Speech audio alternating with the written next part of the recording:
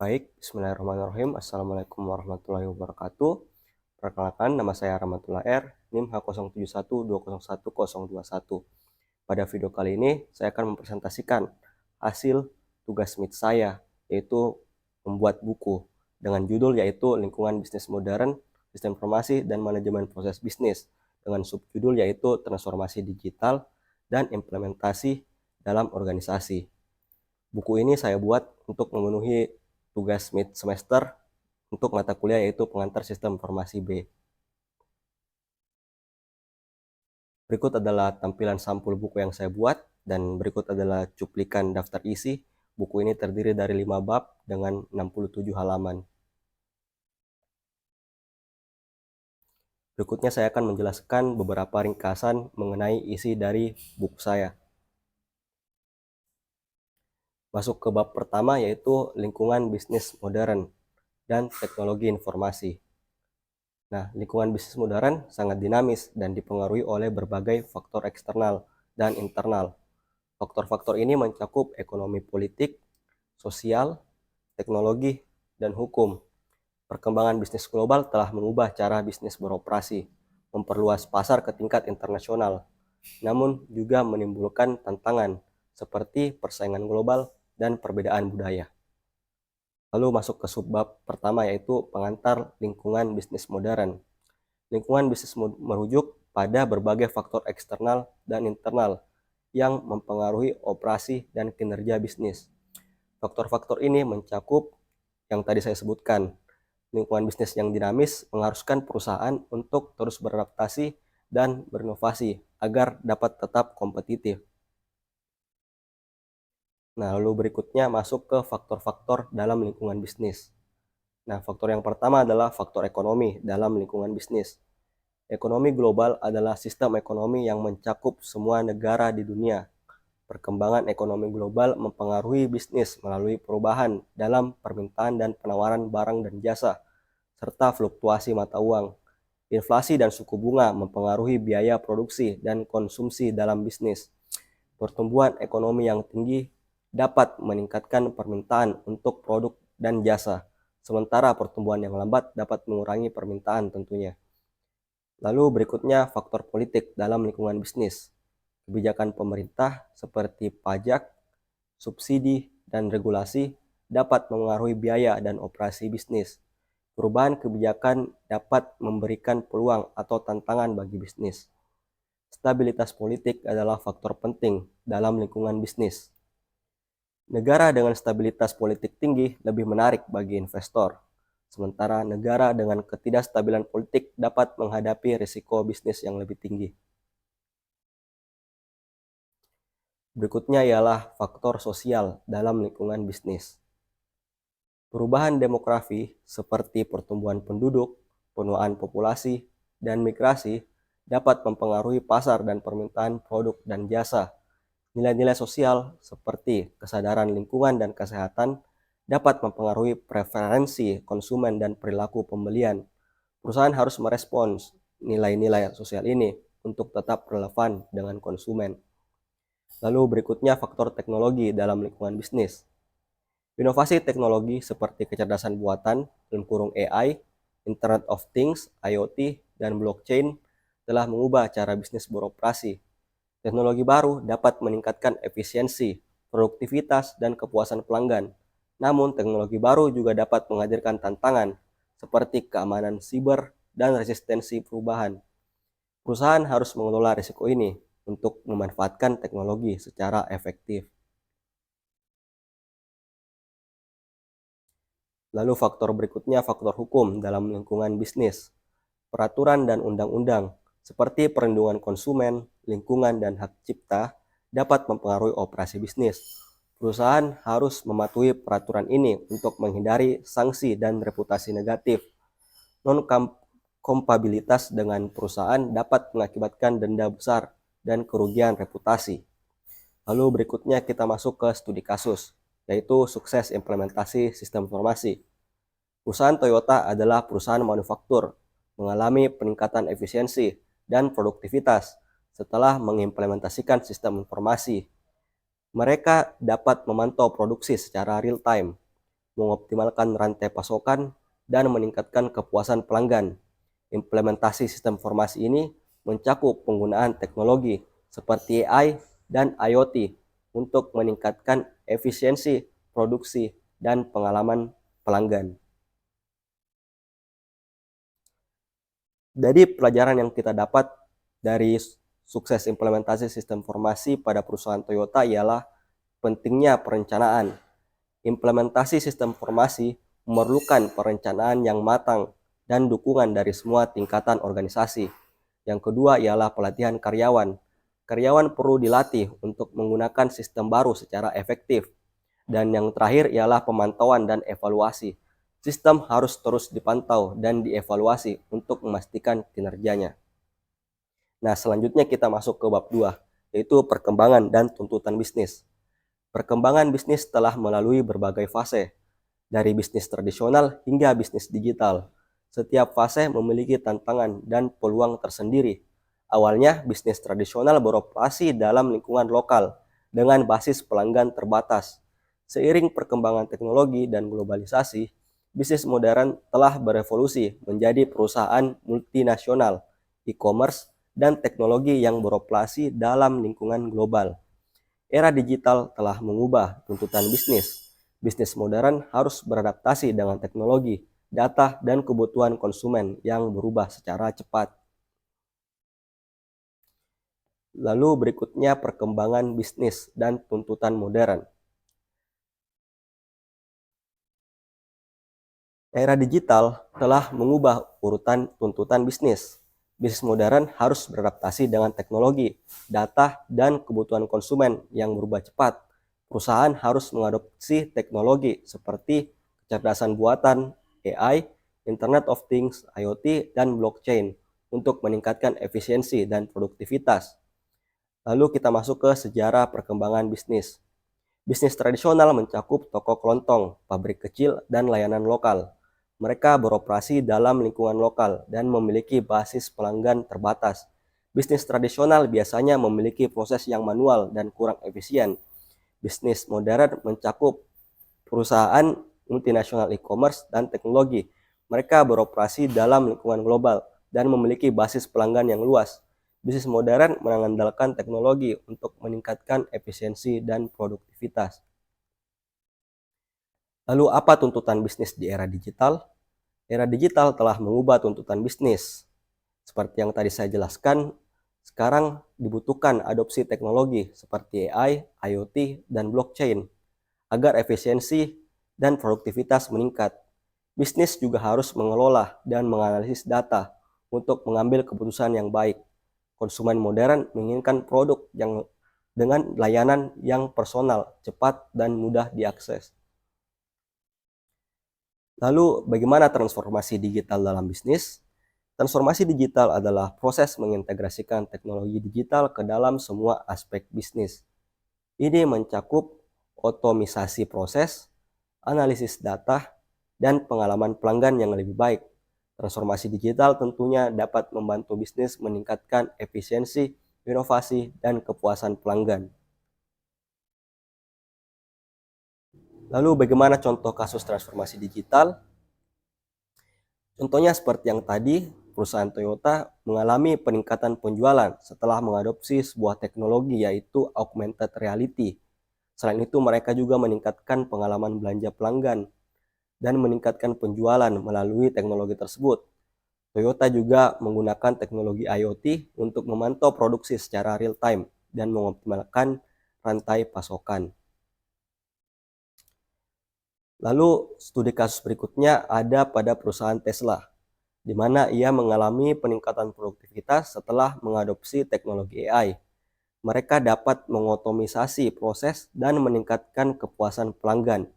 Tesla menggunakan teknologi AI untuk menganalisis data dan meningkatkan efisiensi produksi. Tesla ini menerapkan AI pada mobil yang ia buat, di mana mobil yang ia buat dapat berkendara secara otomatis. Lalu masuk ke bab 3, peran teknologi informasi dalam bisnis.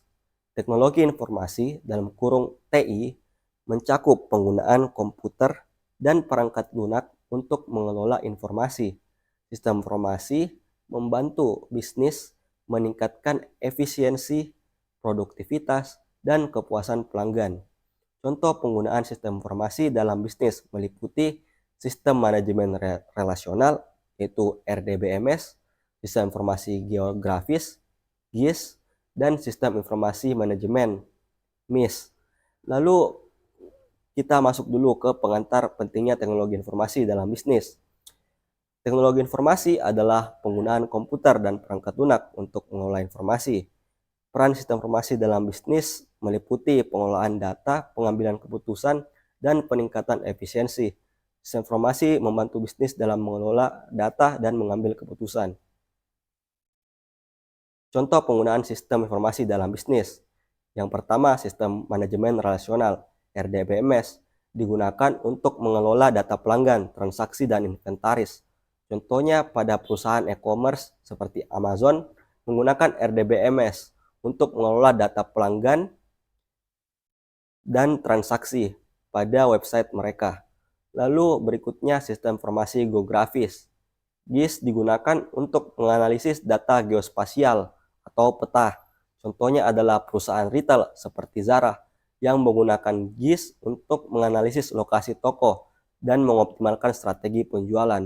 Jadi dengan menggunakan GIS, kita dapat mengetahui lokasi pelanggan dan produk apa yang laris pada lokasi tersebut. Lalu berikutnya yang terakhir adalah sistem informasi manajemen yang disingkat MIS, digunakan untuk mendukung pengambilan keputusan manajerial. Contohnya pada perusahaan manufaktur Toyota menggunakan MIS untuk mengelola produksi dan rantai pasokan mereka.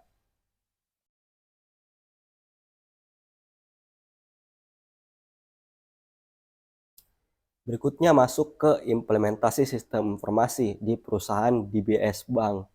Perusahaan DBS Bank mengalami peningkatan efisiensi setelah mengadopsi teknologi IoT. Sama seperti Toyota, mereka juga memantau transaksi real-time dan mengoptimalkan layanan pelanggan.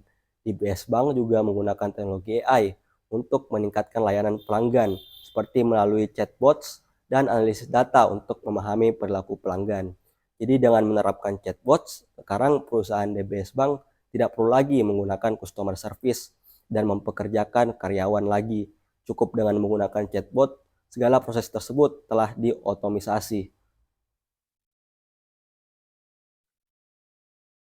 Nah, ini untuk otomisasi sistem informasi di perusahaan Tesla sudah saya bahas sebelumnya, jadi akan saya lanjut. Lalu berikutnya, implementasi sistem informasi di perusahaan Google. Perusahaan Google, seperti yang kita tahu, merupakan pendiri dari search engine terbesar di dunia. Mereka mengelola data besar dan meningkatkan pengalaman pengguna. Google menggunakan teknologi AI untuk menganalisis data pengguna dan meningkatkan pengalaman pengguna. Pada search engine Google, mereka menerapkan teknologi AI untuk meningkatkan hasil pencarian dan iklan yang lebih relevan bagi pengguna. Teknologi AI yang mereka gunakan itu seperti recommender system dan juga menyesuaikan dengan preferensi dari pengguna. Lalu yang terakhir, implementasi sistem informasi di perusahaan Amazon. Perusahaan Amazon mengalami peningkatan produktivitas juga setelah mengadopsi teknologi AI dan big data. Mereka mengelola data besar dan meningkatkan pengalaman pengguna. Di mana di Amazon ini menggunakan teknologi AI untuk merekomendasikan produk kepada pengguna berdasarkan preferensi mereka. Adapun juga pada perusahaan Nestle, mereka menggunakan teknologi AI juga untuk merekomendasikan produk kepada pengguna berdasarkan preferensi mereka. Nestle ini merupakan perusahaan dari produk-produk terkenal seperti Milo dan Denko misalnya. Lalu berikutnya kita masuk ke bab 4, yaitu data dan proses bisnis. Data dan informasi sangat penting dalam pengambilan keputusan dan operasi bisnis. Mengelola dan menganalisis data dapat meningkatkan efisiensi dan produktivitas. Keuntungan penggunaan database meliputi konsistensi data, keamanan, efisiensi, dan skalabilitas. Proses data warehouse dan dalam menganalisis data secara komprehensif, memahami konsep pengetahuan dapat meningkatkan inovasi dan efisiensi dalam bisnis. Lalu, pentingnya data dan informasi. Data sendiri adalah fakta mentah yang belum terstruktur, sedangkan informasi adalah data yang telah diproses dan memiliki makna. Manajemen data dalam bisnis melibatkan yaitu pengumpulan, penyimpanan, pengolahan, dan analisis data untuk mendukung pengambilan keputusan dan operasi bisnis. Manajemen data yang efektif dapat meningkatkan efisiensi, mengurangi risiko, dan meningkatkan kepuasan pelanggan. Lalu dari mana sumber data dan bagaimana cara mendapatkan data? Sumber data dapat berasal dari dalam perusahaan internal atau dari luar perusahaan eksternal. Metode pengumpulan data dapat berupa survei, observasi, pembelian data, atau juga web scraping. Pengolahan data melibatkan konversi data mentah menjadi informasi yang berguna melalui proses seperti pembersihan data, transformasi data, dan analisis data. Pengolahan data yang baik dapat meningkatkan kualitas informasi dan mendukung pengambilan keputusan yang lebih baik. Lalu berikutnya keuntungan penggunaan database. Database adalah kumpulan data yang terstruktur dan terorganisir sehingga dapat diakses, dikelola, dan diperbarui dengan mudah. Jenis-jenis database meliputi relasional, non-relasional, dan data warehouse. Keuntungan menggunakan database meliputi konsistensi data, keamanan, efisiensi, dan skalabilitas. Menggunakan database tentunya seperti yang saya jelaskan membantu bisnis dalam mengelola data dengan lebih efektif dan efisien. Jadi database ini penting kita gunakan dalam mengelola data. Lalu proses data warehouse dan pengambilan keputusan. Data warehouse sendiri adalah sistem penyimpanan data yang digunakan untuk mendukung pengambilan keputusan dalam bisnis. Proses data warehouse ini meliputi ekstrak, transformasi, dan muat, disingkat ETL. Data warehouse membantu bisnis dalam menganalisis data secara komprehensif dan mendukung pengambilan keputusan yang lebih baik. Misalnya dengan kita menganalisis data penjualan, bisnis dapat mengidentifikasi tren dan mengambil tindakan yang sesuai. Lalu berikutnya kita akan memahami konsep pengetahuan. Pengetahuan adalah informasi yang telah diproses dan dianalisis sehingga memberikan wawasan dan pemahaman mendalam. Manajemen pengetahuan melibatkan pengumpulan, penyimpanan, dan distribusi pengetahuan dalam organisasi. Manajemen pengetahuan yang efektif dapat meningkatkan inovasi, efisiensi, dan kompetitif bisnis. Contoh pengetahuan dalam bisnis adalah berbagi pengalaman dan solusi teknis antar tim melalui rapat misalnya. Lalu masuk ke bab 5, proses bisnis dan sistem perencanaan sumber daya perusahaan atau ERP. Proses bisnis adalah serangkaian aktivitas atau tugas yang saling terkait dan terstruktur yang dilakukan oleh berbagai pihak dalam organisasi untuk mencapai tujuan tertentu. Sistem yang diperlukan untuk mendukung proses bisnis dalam organisasi meliputi sistem informasi manajemen, sistem transaksi proses, dan sistem pendukung keputusan. Sistem perencanaan sumber daya perusahaan adalah platform perangkat lunak yang mengintegrasikan berbagai aspek bisnis organisasi ke dalam satu sistem terpadu. Manajemen proses bisnis dan pekerjaan rekayasa ulang proses bisnis adalah pendekatan untuk mengelola dan mengoptimalkan proses bisnis. Proses bisnis sendiri ialah serangkaian aktivitas atau tugas yang saling terkait dan terstruktur yang dilakukan oleh berbagai pihak dalam organisasi untuk mencapai tujuan tertentu. Jenis-jenis proses bisnis meliputi proses operasional, proses manajerial, dan proses pendukung. Contoh proses bisnis dalam organisasi meliputi proses pembelian, penjualan, dan produksi. Lalu sistem apa saja yang diperlukan untuk mendukung proses bisnis dalam organisasi? Seperti yang diterangkan tadi, Pendukungnya antara lain sistem informasi manajemen, sistem transaksi proses, dan sistem pendukung keputusan. Sistem ini membantu meningkatkan efisiensi, efektivitas, dan produktivitas organisasi. Sistem ini dapat mengotomisasi proses yang berulang, memberikan informasi yang akurat dan tepat waktu, dan mendukung pengambilan keputusan yang lebih baik. Lalu masuk ke sistem perencanaan sumber daya perusahaan yang merupakan platform perangkat lunak yang mengintegrasikan berbagai aspek bisnis organisasi ke dalam satu sistem terpadu. Manfaat penggunaan ERP antara lain integrasi data, efisiensi operasional, dan pengambilan keputusan yang lebih baik.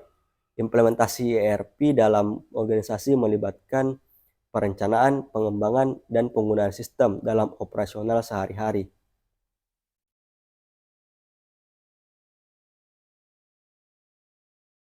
Lalu contoh kasus sukses implementasi ERP. Perusahaan IKEA contohnya, mereka mengimplementasikan sistem ERP. Detail implementasinya meliputi perencanaan, pengembangan, dan penggunaan sistem dalam operasional sehari-hari, sehingga manajernya dapat mengakses data yang akurat dan terkini untuk mendukung pengambilan keputusan yang lebih baik. Lalu kita masuk ke manajemen proses bisnis dan pekerjaan rekayasa ulang proses bisnis. Manajemen proses bisnis ialah pendekatan strategis untuk mengelola proses bisnis dalam organisasi BPM.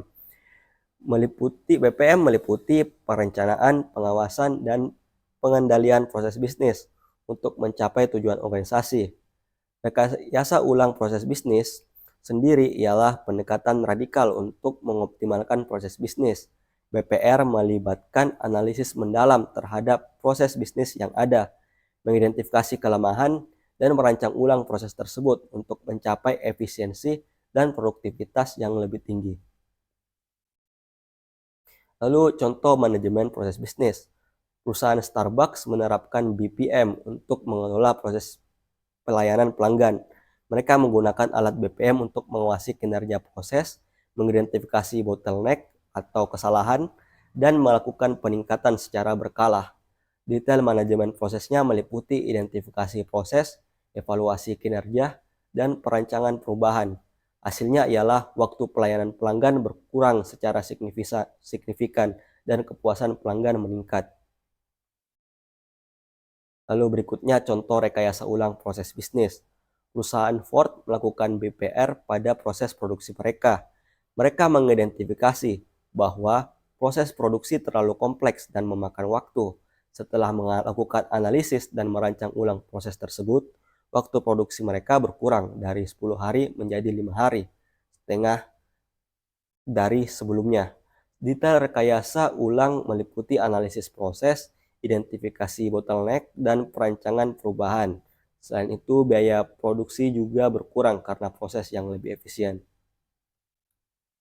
Lalu apa saja tantangan dalam implementasi ERP? Implementasi ERP dalam organisasi menghadapi beberapa tantangan, antara lain yang pertama adalah resistensi perubahan. Karyawan mungkin resisten terhadap perubahan yang dihasilkan dari implementasi sistem informasi yang baru. Manajemen harus mengelola resistensi perubahan dengan mengadakan pelatihan dan komunikasi yang efektif. Secara singkatnya, percuma teknologi canggih, tetapi karyawan belum dapat menggunakannya. Lalu berikutnya yang kedua, keterbatasan sumber daya. Implementasi ERP memerlukan sumber daya yang signifikan, baik itu waktu, uang, dan tenaga kerja. Manajemen harus mengelola keterbatasan sumber daya dengan merencanakan dan mengalokasikan sumber daya dengan efisien. Lalu berikutnya kualitas data. Kualitas data yang buruk dapat mempengaruhi penggunaan sistem ERP baru. Manajemen harus memastikan bahwa data yang digunakan adalah akurat dan lengkap, karena dengan data yang salah malah akan menjadi bumerang bagi bisnis apabila keputusan yang diambil adalah keputusan data yang didasari oleh data yang salah. Lalu berikutnya yang terakhir ialah keamanan sistem. Keamanan sistem adalah tantangan penting dalam implementasi ERP. Manajemen harus memastikan bahwa sistem yang digunakan aman dan terlindungi dari ancaman tanpa adanya celah. Lalu bagaimana strategi implementasi ERP? Untuk menghadapi tantangan dalam implementasi ERP Berikut adalah beberapa strategi yang dapat diambil. Strategi perencanaan dan pengembangan. Mengembangkan rencana dan proses untuk mengimplementasikan sistem ERP baru. Manajemen harus merencanakan dan mengembangkan sistem ERP dengan efisien dan efektif. Yang kedua, strategi pelatihan dan pengembangan. Mengadakan pelatihan dan pengembangan untuk karyawan agar mereka dapat menggunakan sistem ERP baru dengan efektif. Manajemen harus mengadakan pelatihan dan pengembangan dengan efisien dan efektif. Lalu yang ketiga, strategi pengelolaan bisnis. Mengelola data dengan efisien dan efektif. Manajemen harus mengelola data untuk memastikan bahwa data yang digunakan adalah akurat dan lengkap. Lalu yang terakhir, strategi keamanan sistem. Mengelola keamanan sistem dengan efisien dan efektif. Manajemen harus memastikan bahwa sistem yang digunakan aman dan terlindungi dari ancaman. Lalu contoh implementasi ERP di perusahaan Nestle. Nestle menggunakan sistem ERP untuk mengelola produksi, inventaris, dan rantai pasokan. Setelah implementasi, mereka meningkatkan efisiensi dalam produksi, mengurangi biaya operasional, dan meningkatkan kepuasan pelanggan. Langkah-langkah yang Nestle lakukan antara lain, yang pertama, perencanaan dan persiapan. Nestle melakukan analisis mendalam terhadap kebutuhan sistem ERP yang diperlukan. Mereka memilih vendor yang memiliki pengalaman dalam industri makanan dan minuman. Perencanaan proyeknya meliputi penentuan timeline, anggaran, dan sumber daya yang diperlukan. Yang kedua, mereka untuk pengembangan dan implementasi sistem ERP, mereka konfigurasi sesuai dengan kebutuhan bisnisnya. Pengujian sistem dilakukan secara ekstensif untuk mengidentifikasi dan memperbaiki masalah. Pelatihan staf juga dilakukan untuk memastikan bahwa semua karyawan dapat menggunakan sistem dengan efektif. Lalu penggunaan dan evaluasi. Setelah implementasi, sistem ERP mereka gunakan dalam operasional sehari-hari. Evaluasi kinerja sistem dilakukan secara berkala untuk mengukur efisiensi proses, pengurangan biaya operasional, dan peningkatan kepuasan pelanggan. Misalnya, Nestle mengukur waktu yang dibutuhkan untuk mengelola proses pengadaan dan pengelolaan inventaris. Lalu manajemen proses bisnis di perusahaan Amazon. Perusahaan Amazon menerapkan BPM untuk mengelola proses pelayanan pelanggan dan rantai pasokan. Adapun langkah-langkah yang mereka lakukan antara lain, yang pertama, identifikasi proses yang ada. Amazon melakukan pemetaan proses pelayanan pelanggan dan rantai pasokan, mulai dari pemesanan hingga pengiriman. Pemetaan ini membantu mengidentifikasi semua langkah yang terlibat dalam proses pelayanan. Yang kedua, evaluasi kinerja proses. Amazon menggunakan alat analisis untuk mengukur waktu pelayanan, tingkat kepuasan pelanggan, dan biaya operasional. Data ini kemudian digunakan untuk mengevaluasi kinerja proses secara keseluruhan. Yang ketiga, mereka mengidentifikasi kesalahan dan kesempatan peningkatan. Analisis data mengungkapkan bahwa waktu pelayanan terlalu lama karena proses pengiriman yang kompleks, sehingga Amazon kemudian mengidentifikasi kesempatan untuk mengoptimalkan proses pengiriman tersebut. Lalu yang terakhir, mereka merancang dan mengimplementasikan perubahan.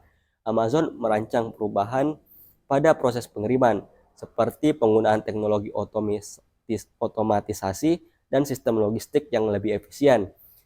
Perubahan ini kemudian diimplementasikan di seluruh gudang dan pusat distribusi. Lalu rekayasa ulang proses bisnis di perusahaan Netflix. Perusahaan Netflix melakukan BPR pada proses produksi konten mereka. Mereka mengidentifikasi bahwa proses produksi konten terlalu kompleks dan memakan waktu. Setelah melakukan analisis dan merancang ulang proses tersebut, waktu produksi mereka berkurang dari 12 bulan menjadi 8 bulan. Langkah-langkah yang mereka lakukan antara lain, yang pertama, analisis proses yang ada sama seperti sebelumnya. Namun pada kasus Netflix, mereka melakukan analisis terhadap produksi konten yang ada. Mereka mengidentifikasi bahwa mereka memakan waktu yang terlalu banyak. Lalu berikutnya, mengidentifikasi bottleneck dan kesempatan peningkatan. Analisis mengungkapkan bahwa waktu produksi terlalu lama karena proses pengadaan bahan baku yang lambat dan proses kontrol kualitas yang tidak efisien. Netflix kemudian mengidentifikasi kesempatan untuk mengoptimalkan proses pengadaan dan kontrol kualitas tersebut. Lalu yang terakhir, merancang dan implementasi perubahan. Netflix kemudian merancang perubahan pada proses tersebut, seperti menggunakan sistem otomatisasi dan mengganti vendor yang lebih efisien. Mereka juga mengoptimalkan proses kontrol kualitas dengan menggunakan teknologi yang lebih canggih. Perubahan ini kemudian diimplementasikan di seluruh studio produksi. Lalu, apa saja langkah-langkah manajemen proses bisnis? Langkah-langkah dalam manajemen proses bisnis meliputi seperti yang saya sebutkan pada contoh-contoh tadi, yaitu terdiri dari 4, antara lain identifikasi proses yang ada, evaluasi kinerja proses, identifikasi bottleneck dan kesempatan peningkatan, dan yang terakhir merancang dan implementasi perubahan. Lalu apa saja tantangan masa depan dalam manajemen proses bisnis? Tantangannya meliputi antara lain keamanan data, lalu big data, mengelola dan menganalisis data dalam jumlah besar dan beragam. Data yang besar tentunya membutuhkan penyimpanan yang besar. Lalu inovasi teknologi, yaitu kita perlu mengikuti perkembangan teknologi baru untuk meningkatkan efisiensi dan efektivitas. Lalu yang terakhir, perubahan lingkungan bisnis. Lingkungan bisnis yang dinamis memerlukan fleksibilitas dan adaptasi yang cepat. Lalu apa saja strategi untuk menghadapi tantangan masa depan? Yang pertama ialah investasi dalam teknologi. Menginvestasikan sumber daya dalam teknologi terbaru untuk meningkatkan efisiensi dan efektivitas. Yang kedua, pelatihan karyawan. Pelatih karyawan dengan teknologi baru untuk meningkatkan kemampuan mereka dalam mengelola data. Yang ketiga, kolaborasi dengan penyedia teknologi. Berkolaborasi dengan penyedia teknologi untuk mengakses teknologi terbaru dan meningkatkan efisiensi. Dan yang terakhir, inovasi bisnis. Mengembangkan model bisnis baru yang menggunakan teknologi terbaru untuk meningkatkan kompetitif.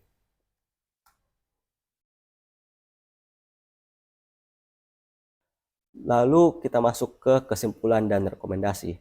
Sebagai kesimpulan, memahami data dan proses bisnis adalah kunci untuk meningkatkan efisiensi, efektivitas, dan kompetitif atau daya saing bisnis.